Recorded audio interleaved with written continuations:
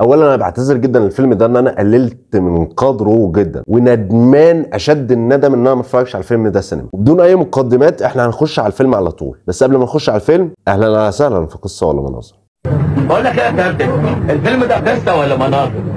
فيلم النهارده الفيس. مشكلتي مع الافلام اللي تتناولت قصه حياه الفيس ان هي كانت وحشه جدا. اتعمل حوالي 11 مره الافلام بتاعت الفيس، منها فيلم علاقته بمدير اعماله توم باركر، وكم الممثلين اللي عملوا الدور بتاعه كتير وكانوا في غايه السوء. كورت راسل، مايكل شانون، دون جونسون، ديفيد كيث، حتى فال كيلمر. كل الافلام بالنسبه لي كانت افلام سيئه جدا، لكن الفيلم ده فيلم مختلف جدا. اللي ما يعرفش قصه حياه الفيس بريسلي مش مهم، هيتفرج على الفيلم هيعرف كل حاجه.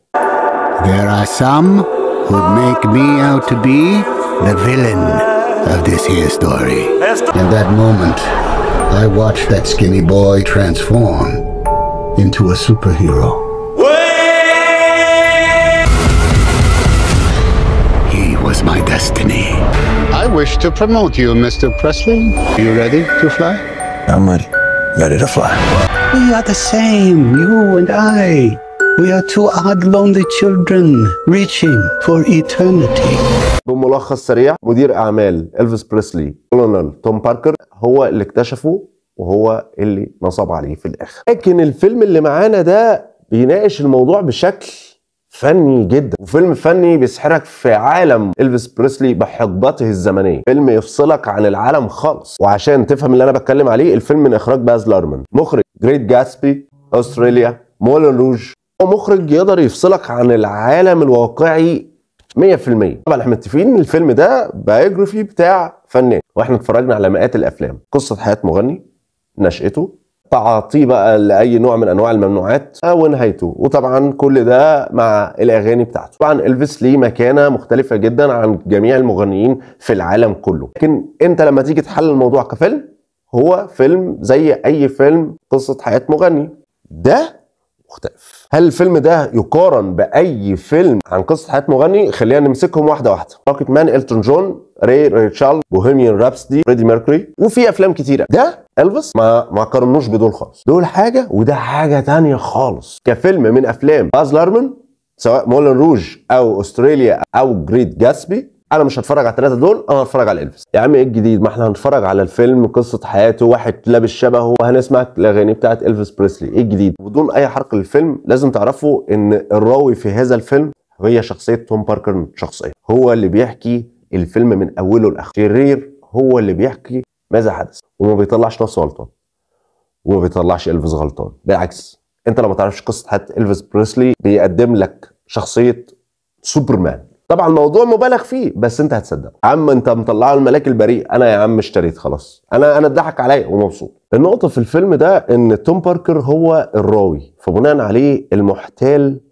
هو اللي بيروي الحكايه، فعمره ما هيطلع نفسه غلطان. في نفس الوقت هو قدر يكسب تعاطف الجماهير كلها والمشاهدين مع إلفيس بريسلي، سواء انت معاه او ضده. فمجرد ان هو ما نصبش على إلفيس بريسلي بس، لا ده ضحك على الجمهور نفسه اللي بيتفرج على الفيلم. بس برضو انا اتضحك عليا ومبسوط جدا. عامل ريميكس لتقريبا الاغاني بتاعته بشكل مبهر، وفي ممكن تلاقي اغاني جديده، لكن كل حاجه في مكانها بالظبط. نسيت اقول لكم ان باز لارمان اساسا هو اللي كمان اللي كاتب الفيلم، بيقدم تحفه فنيه. في حاجات انا كنت اعرفها، وفي حاجات انا ما كنتش اعرفها. وكمان هو الفيلم ما فيهوش اي نوع من انواع الملل، وما تفتكرش ان انت هتتفرج على فيلم غنائي، ده فيلم درامي بحت. فيلم بيشرح لك ادق التفاصيل عن تقريبا حياه إلفيس بريسلي، بس بيعملها طبعا باسلوب مبهر واسلوب انت تتعاطف مع الشخصيه. حتى حركاته المشهوره او اغانيه المشهوره بيقول لك هو جايبها ازاي، او هو بيتحرك كده ليه، هو بيرقص كده ليه.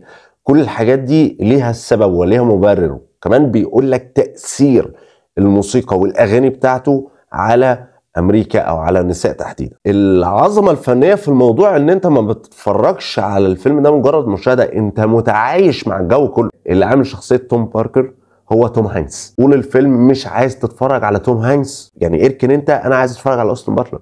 مش وقتك. يعني توم هانكس بقوته الفنيه وقوته السينمائيه انت مش هتتفرج عليه. في ناس بتتكلم ان توم هانكس اداؤه في الفيلم مش حلو، الميك اب بتاعه مش حلو، كان الشخصيه كانت لازم تبقى اعمق. انا شايف ان هو ذا بيرفكت، ان بكل بساطه هو الميك اب بتاعه شكله غريب لان هو الوحيد الغريب والمختلف نصل الشر في هذا العالم الراقي الغنائي الفني. هو مش فاهم حاجه في الفن، هو كل اللي فاهمه زي بيع ويشتري، فلازم يبقى شكل مختلف، اداؤه يبقى مختلف. محتال، المحتال انت مش عايز تعرف اصله وفصله، انت عايز تشوف هو احتال عليك ازاي او احتال على هذا الشخص ازاي، ما يهمكش تفاصيل ماضيه، تشوف المصيبه اللي عملها. هنتكلم في تفاصيل اكتر مع الترشيحات بتاعه الفيلم. سينماتوجرافي، الفيلم ده من اول لحظه انت انفصلت عن عالم 2023 ودخلت في الخمسينات والستينات والسبعينات. انا عايز اقول لكم ان انا لو كان قدامي افاتار في السينما والفيس انا هخش الفيس. انتوا مش متخيلين مدى تصويره المبهر الفني الرائع. فيلم اديتنج، طبعا الفيلم بكل بساطه الايديتنج بتاعه ساعدك ان انت تعرف حاجات كتير في اسرع وقت ممكن. بيحكي لك نشأة إلفيس بريسلي في 10 دقايق متقطعه منفصله، فانت فاهم كل حاجه بسرعه. طبعا الايديتنج بتاعه عظيم. كاستم ديزاين اتمنى جدا. النقطه مش ان هو نقلك لعالم الخمسينات والستينات والسبعينات وكمان قدمها لك بشكل فني ومبهر، حتى انت تحس ان انت عايز تتمنى ان انت تلبس زيهم. يعني فالموضوع يا اخوانا مش قول يا هما كانوا بيلبسوا كده زمان، انت مش حاسس بالحته دي اصلا، انت انفصلت، انت منهم ومعاهم في نفس الحقبه الزمنيه. ميك اب وهير ستايلينج، طبعا دي اول مره اشوف ميك اب لإلفيس بالشكل ده. في تشابه عنيف بين الشخصيه اللي بتمثل بالميك اب بتاعها وبين إلفيس لدرجه ان انت تشك ان ده ميك اب. في لحظات انت اللي شايفه قدامك إلفيس. برودكشن ديزاين طبعا هو بقوه، رغم ان هو قدامه مرشحين اقوياء لكن هو قوي جدا لان هو نقلك الى هذا العالم، انت مش مجرد متفرج، انت واحد منهم. ساوند قدامه افاتار وباتمان واول كوايت اون ويسترن فرونت. بيست اكتر اوستن باتلر، كان اداؤه عجيب، اداؤه خضني، مش عارف اقول ايه. اوستن باتلر ما كانش مجرد واحد شبهه، ما كانش واحد بيقلد صوته، ما كانش واحد بيقلد حركاته، لا، مشاعر إلفيس بريسلي هو قدر يوصلها لنا. اول لحظه انت شايف واحد شبه إلفيس بريسلي قوي، وبعد كده انت مش قادر تعرف هل ده إلفيس بريسلي ولا لا. في الاخر خالص انت اقتنعت ان اللي بيمثل ده إلفيس بريسلي مش اوستن باتلر. انتوا مش متخيلين قوه اوستن باتلر في هذا الفيلم. انا ما شفتش اداء تمثيلي في فيلم بايوجرافي بهذه القوه. فعلا الاثنين اللي اقوياء واللي يستاهلوا الصراع قدامي على بيست اكتور اوستن باتلر وكولين فارل.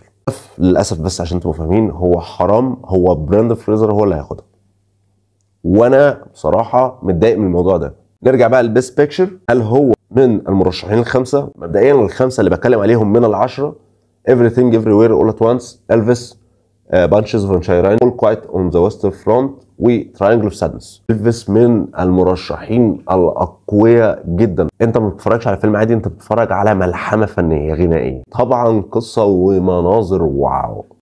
بقول لك ايه يا كابتن، الفيلم ده قصه ولا مناظر؟